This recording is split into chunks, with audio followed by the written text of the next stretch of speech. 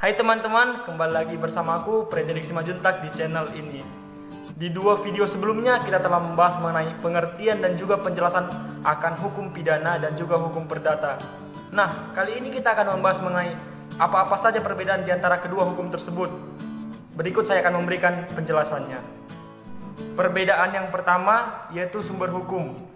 Sumber hukum dalam hukum pidana adalah Kitab Undang-Undang Hukum Pidana atau lebih sering disebut sebagai KUHP.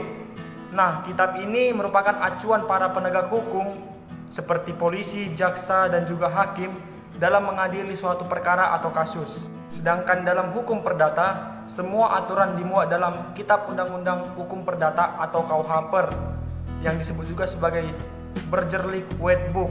Nah, ini merupakan acuan para penegak hukum dalam kasus perdata. Perbedaan kedua berdasarkan isi hukum. Hukum pidana akan membebankan pada sebuah hukum yang mengatur antara anggota masyarakat dengan negara yang memiliki kekuasaan akan tata tertib dalam kehidupan bermasyarakat. Sedangkan hukum perdata akan membebankan pada sebuah hukum yang mengatur tata cara berkehidupan antara anggota masyarakat yang satu dengan anggota masyarakat yang lainnya. Perbedaan ketiga terdapat pada pelaksanaan hukumnya. Pada pelaksanaan hukum pidana, suatu perkara akan terjadi tanpa harus menunggu laporan dari pihak yang dirugikan atau korban. Nah, para penegak hukum seperti polisi, jaksa, hakim akan memihak kepada pihak yang dirugikan atau korban itu dan juga akan menjadi saksi. Sedangkan pada pelaksanaan hukum perdata, sebuah perkara akan diproses apabila ada laporan dari pihak yang merasa dirugikan.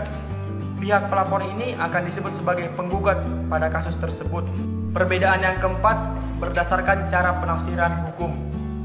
Pada hukum pidana, pasal-pasal dalam Kitab Undang-Undang Hukum Pidana atau KUHP hanya boleh ditafsirkan menurut arti kata yang tercantum dalam Undang-Undang Hukum Pidana itu sendiri. Nah, ini juga disebut sebagai penafsiran autentik. Sedangkan di dalam hukum perdata diperbolehkan menafsirkan pasal-pasal dalam Kitab Undang-Undang Hukum Perdata atau KUHP dengan berbagai macam interpretasi. Perbedaan yang kelima berdasarkan sanksi atau hukuman. Pada sebuah kasus dalam hukum pidana dapat dikenakan sanksi yang terdapat dalam KUHP. Setiap orang yang melakukan kejahatan atau pelanggaran yang melanggar Kitab Undang-Undang Hukum Pidana akan dikenakan hukuman seperti hukuman mati, hukuman penjara, hukuman kurungan, ataupun hukuman denda. Sedangkan sanksi yang diberikan pada kasus hukum perdata adalah ganti rugi atau permintaan lain yang sesuai dengan kesepakatan kedua belah pihak dengan bukti yang telah dibawa.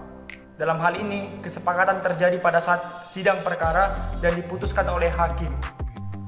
Nah, saya sekarang akan memberikan contoh kasus kejahatan dan pelanggaran dalam hukum pidana dan juga hukum perdata.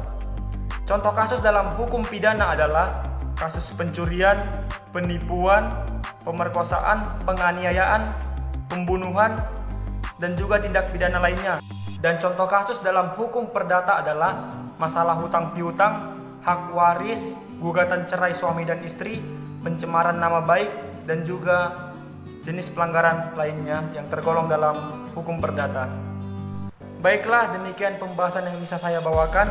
Kiranya dapat bermanfaat dan dapat juga dipahami. Bila teman-teman memiliki pendapat, saran, atau masukan, teman-teman dapat mengirimnya ke kolom komentar. Baiklah, akhir kata saya mengucapkan terima kasih atas perhatiannya dan sampai jumpa kembali.